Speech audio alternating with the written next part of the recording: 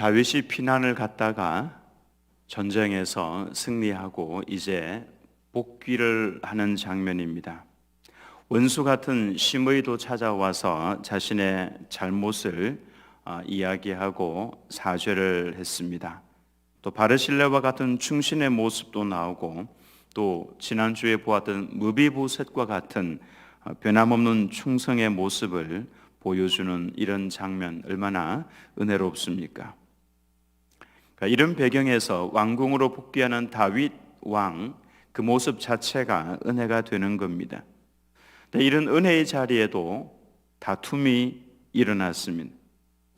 우리는 흔히 이렇게 생각을 합니다. 하나님의 은혜가 임하면 모든 문제가 다 끝이 날 것이다. 또 회복이 되면 갈등도 사라질 것이다. 그러나 성경은 매우 솔직하게 기록을 하고 있습니다. 은혜의 현장에도 다툼과 또 갈등이 시작이 될 수 있다라는 사실을 성경은 숨기지 않고 있는 그대로를 다 기록을 하고 있습니다. 오늘 본문 말씀은 다윗이 이스라엘의 전체 왕으로 회복이 되는 참으로 복된 그 순간을 보여주고 있습니다. 왕이 돌아왔으니 이제 나라도 안정이 되겠죠.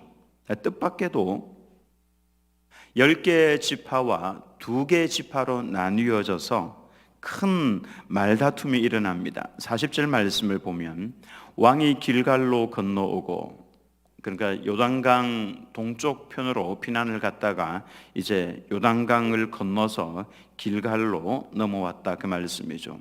김함도 함께 건너오니, 이 김함 꼭 우리나라 사람 이름 같죠. 바르실레의 아들입니다. 바르실레가 부탁을 했죠. 그래서 김함도 함께 건너왔습니다. 참 훈훈한 장면이죠. 그리고 온 유다 백성과 이스라엘 백성의 절반이나 왕과 함께 건너니라. 이 말씀 좀 유심히 볼 필요가 있습니다. 온 유다 백성, 온 유다 백성 그러면은 남쪽 유다와 베냐민 지파를 말합니다. 그 2개 지파를 그냥 유다 지파 또 유다 백성 이렇게 표현을 했습니다. 그 온 유다 백성과 그 다음에 이스라엘 백성의 절반이나, 여기서 말하는 이스라엘 백성은요, 북쪽에 있는 10개의 지파를 말합니다. 그러니까 북이스라엘에 있는 백성의 절반이나 왕과 함께 건너니라 그랬습니다. 그러니까 정말로 많은 백성들이 모여서 왕과 함께 왕의 귀환을 축하하고 기뻐하는 자리였습니다. 그러니까 축제와 감사와 감격의 자리이죠. 역사적으로 보면은 이스라엘이 자동적으로 2개 지파로, 2개 지역으로 나뉘어집니다. 예루살렘 중심으로 해서 그 이남 지역은 유다 지파와 베냐민 지파 2개 지파 이렇게 있고, 그 다음에 그 위쪽은 10개의 지파가 차지를 하고 있습니다. 그곳을 북이스라엘 또는 나중에 에브라임이라 이렇게 표현합니다. 왜냐하면 북 10개 지파 중에서 가장 강대한 지파가 에브라임 지파였기 때문에 이스라엘 전체 북쪽 이스라엘을 에브라임이라 이렇게 표현하기도 했습니다. 다윗이 처음에 왕이 될 때에 전체 가나안 땅의 왕이 된 것은 아니었습니다. 남쪽 유다와 베냐민 지파 이 2개 지파만의 왕이 되어서 7년 6개월을 다스렸습니다. 그때 북이스라엘은 사울 왕의 손자였던 이스보셋이 통치를 했죠. 사울 왕이 죽었다고 해서 다윗이 전체 이스라엘의 왕이 되었던 것이 아닙니다. 그러니까 이 7년 6개월 동안 다윗은 남쪽 유다와 베냐민의 왕이었던 것입니다. 그러니까 이스라엘 그러면은 북이스라엘 10개 지파와 남쪽 유다 지역에 있는 2개 지파, 이렇게 2개로 자연스럽게 구분이 되어 있었습니다.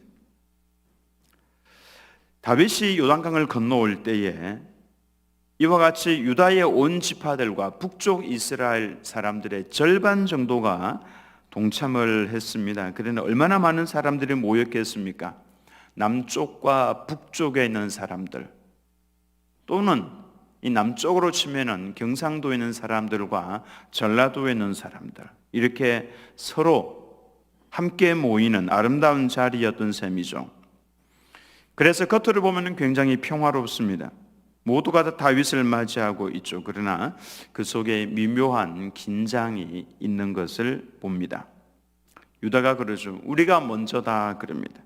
왜냐하면 우리는 다윗 왕의 골육지친이기 때문에 이런 의식을 가지고 있었고, 북쪽 이스라엘은 우리는 왕의 몫이 10개인데 10개 지파인데 왜 우리가 소외를 당해야 하느냐라는 불만이 있었습니다. 좀 이상하죠. 비난을 갖던 왕이 돌아오면은 함께 기뻐하고 감사하고 즐거워하고 축하를 하고 하면 될 것을 그렇게 하지 않고 뭘 하고 있는 겁니까? 41절 말씀을 보면은 온 이스라엘 사람이 왕께 나와 왕께 아뢰되 우리 형제 유다 사람들이 어찌 왕을 도둑하여 왕과 왕의 집안과 왕을 따르는 모든 사람을 인도하여 요단을 건너가게 하였나이까 하며, 여기 쓰인 표현은 매우 강합니다. 도둑질했다 이런 표현. 왕을 도둑질했다. 왕을, 너희가 뭔데 왕을 그렇게 가장 가까이에서 함께하고 있느냐 이런 말이죠. 하나님께서 베풀어 주신 은혜를 다 쏟아버리는 단어들입니다. 유다 사람들과 북이스라엘 사람들이 정말 많이 모인 그 자리, 그러면은 하나님께 온전히 영광을 돌리면서 이제 우리가 더 화합해서 나라를 더 든든하게 세워 나가자, 뭐 그런 자리 아닙니까? 근데 바로 그 자리에서 은혜를 비교하고 있는 겁니다. 너희들과 우리를 서로 비교하고 있는 것이죠. 은혜를 비교하면은 섭섭병이 걸립니다. 상처도 생깁니다. 우리가 받은 하나님의 은혜를 서로 나누면은 그 은혜는 더 커져갑니다. 분위기도 굉장히 좋아집니다만은 비교하는 순간 싸움이 일어나죠. 저쪽은 더 많이 받았고 우리는 왜 적은가? 저 권사님은 저렇게 큰 은혜를 받고 복을 받는데 나는 왜 하나님께서 이렇게 힘들게 하시고 적게 주시는가? 저분은 기도 응답도 많이 받는데 나는 왜 섭섭하게 이렇게 적게 해주시는가? 비교하는 것 자체가 바로 사탄이 노리고 있는 것입니다. 왜냐하면 사탄은 분열을 계획을 하고 있기 때문에 그렇습니다. 내 남편과 남의 남편을 비교해서는 안 됩니다. 내 자녀와 남의 자녀를 비교해서는 안 됩니다. 공부 잘하고 못하고 비교해서 안 되고 돈 잘 벌고 못 벌고 비교해서는 안 됩니다. 비교하는 순간 거기에는 이미 사탄이 틈을 타고 있는 겁니다. 하나님께서 내게 베풀어 주신 은혜를 세어보면은 그 은혜가 자꾸 넘쳐나는 것이 보일 텐데 그게 아니라 따져보는 것이죠. 이렇게 비교를 해버리면은 누구는 많고 누구는 적고 나는 왜 이렇게 적고 상대방은 왜 이렇게 많고 사탄이 틈을 타는 겁니다. 우리는 내게 주신 하나님의 그 환경들에 대해서 무조건 감사하는 자세를 가져야 합니다. 감사를 잃어버리게 되면은 그때부터는 이제 세어보면서 헤아려보면서 불평하고 원망하게 되어 있습니다. 왜냐하면 남의 것은 자꾸 커 보이기 때문에 그런 것입니다. 유다 지파의 대답도 절대로 은혜롭지 못하죠. 42절 말씀에 모든 유다 사람이 이스라엘 사람에게 대답하되 왕은 우리의 종친인 까닭이라 너희가 어찌 이 일에 대하여 분내느냐? 우리가 왕의 것을 조금이라도 얻어먹었느냐? 왕께서 우리에게 선물로 주신 것이 있느냐? 유다 사람의 말은 틀린 것은 아니죠. 다윗은 유다 출신이 맞습니다. 그러나 여기에서 그렇게 말을 해버리면은 이거는 분열을 획책하는 것이나 마찬가지입니다. 우리는 골육이다. 우리는 같은 지파다. 우리가 남이가, 앞으로 투표하실 때요, 우리가 남이가 그런 사람 찍어주시면 안 돼요. 그거는 나라를 분열시키는 겁니다. 우리가 더 자격이 있다. 은혜에 무슨 자격을 이야기를 합니까? 자격을 말하는 순간 이미 은혜는 사라지고 있는 겁니다. 우리가 은혜 받을 자격이 있어서 그래서 은혜를 하나님께서 주신 건 아닙니다.